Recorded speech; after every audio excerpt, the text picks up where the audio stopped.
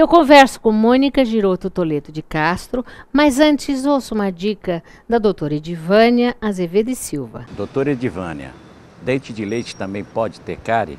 Sim, o dente de leite também apresenta cáries. Então, é importante que se leve a criança ao dentista para fazer uma avaliação constante. A criança que tem uma dieta muito rica em açúcares e carboidratos tem maiores propensões ao aparecimento da cárie.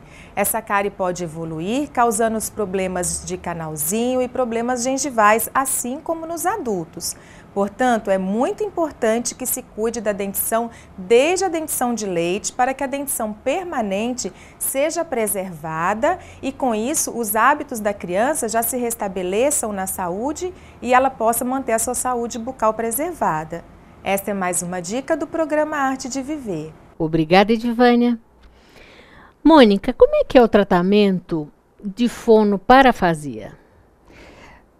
Nós temos dois tipos de trabalhos que nós fazemos. Nós temos o trabalho individual, onde o paciente é atendido, existe uma entrevista inicial, uma avaliação, e aí, de acordo com a dificuldade, que pode ser na parte de fala, pode ser na parte de entendimento, na leitura ou na escrita, na deglutição, que às vezes algumas pessoas, alguns pacientes têm dificuldade para engolir, para comer. Então, dependendo da dificuldade, o trabalho é feito individualmente. Mas, além do trabalho individual, da terapia individual, nós temos atendimento em grupo. E esse grupo de terapia tem 2 horas de terapia e é um atendimento onde eu faço um trabalho desde aquecimento vocal, relaxamento com esse paciente. Eles conversam sobre o dia deles e promovem um pouco dessa interação. E depois desse aquecimento vocal, a gente tem um canto coral, que é um trabalho de canto, né?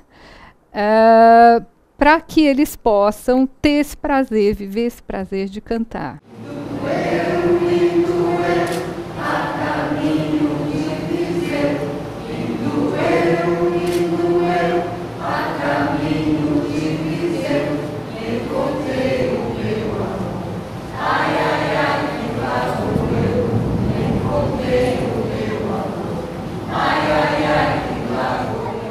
O coral carinhoso, ele vem dentro desse trabalho terapêutico, né? É exatamente porque a gente começou a perceber que durante a interação, cantar, para quem não consegue falar muito bem, é uma coisa muito gostosa, né? E é muito prazeroso. E a gente vai buscar aquelas músicas antigas, sabe? Como Carinhoso, Fascinação. Então, a gente vai atrás dessas músicas. Até porque a memória dos pacientes está preservada, então a gente consegue retomar as músicas mais antigas, é muito prazeroso. Agora, quem não consegue falar nada, consegue cantar? Quem não consegue falar nada, consegue cantar. Gente, que massa. E quanto tempo depois do AVC a pessoa consegue ir para o coral ou vocês podem fazer um trabalho com elas? Então, logo, é muito importante isso, Mônica. Logo que a pessoa tem o AVC e ela tem condições clínicas de sair, é muito importante procurar o atendimento. Porque o cérebro está se reorganizando. E a gente aproveita essa reorganização espontânea para potencializar isso, né? E quando ele entra em terapia, depois que eu faço a avaliação, que eu começo a ter noção do que é que ele precisa, logo depois ele já começa, já entra no grupo terapêutico. Né? E aí já começa esse trabalho de conseguir aprender as músicas e começar a cantar. E no fim do ano a gente tem uma apresentação, né, para os familiares, onde eles acabam falando. A gente tem esse movimento deles mesmos escolherem as músicas que eles sentem, né, e me ajudarem a montar uma apresentaçãozinha de final de ano. É muito bacana, assim, eu acho que é muito gostoso. E qual é o ganho para o paciente com esse tipo de terapia? Eu acho que o ganho maior, Mônica, é quando ele começa a perceber que existem outros pacientes ali dentro que passaram pelo mesmo problema que ele e que eles podem retomar a vida, eles conseguem ter a alegria de viver, interagir e por maior que seja a dificuldade de fala, né, outras coisas podem estar ali fazendo parte da vida dele e ele pode, sim, retomar um pouco essa qualidade de vida que ele tem.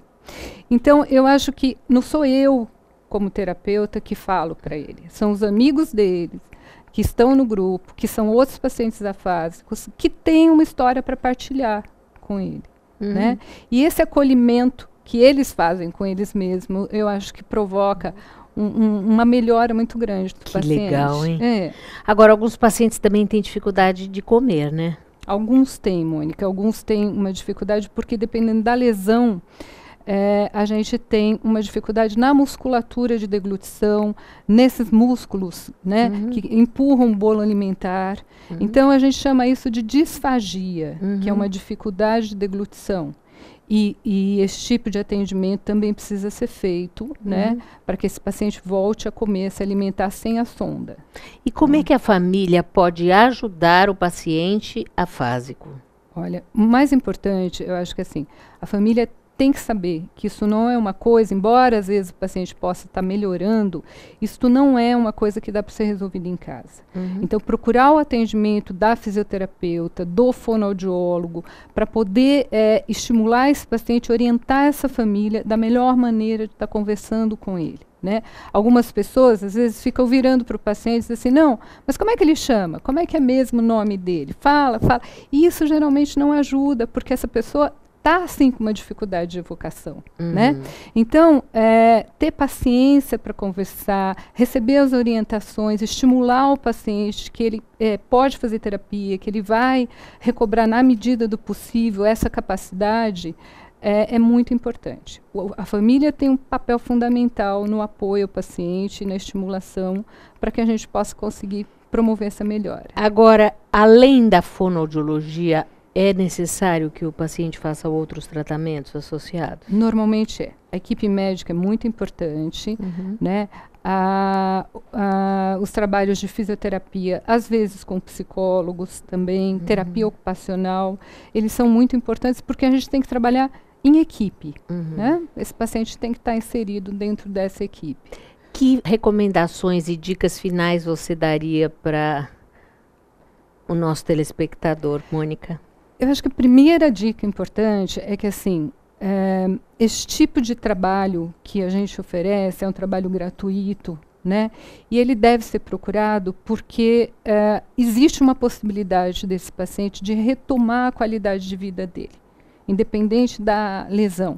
Então, assim, ter paciência com essa pessoa, com esse familiar, acolhê-lo e ajudá-lo a poder fazer as terapias todas, é uma coisa muito importante para que a gente possa ganhar nesse primeiro momento do AVC, né, ou do que seja aí que está acontecendo, ganhar essa possibilidade de realmente, efetivamente, promover a melhora desse paciente. Né? Olha, meus parabéns, é um trabalho muito bonito esse trabalho que você faz. Eu agradeço muito. E eu tenho certeza que ajuda muita gente.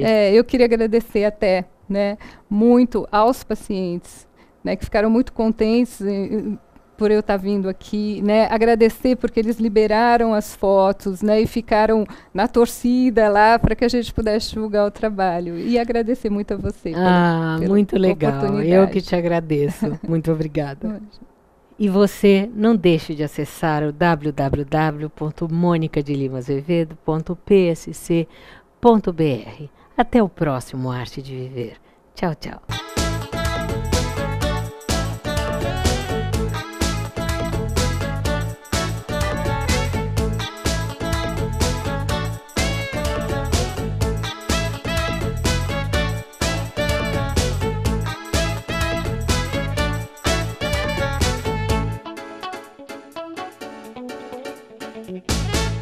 Programa Arte de Viver.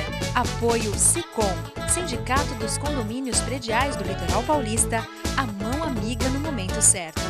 E Santini Ortomolecular, terapia de reposição de oligoelementos via derme para o seu equilíbrio físico, emocional e metabólico.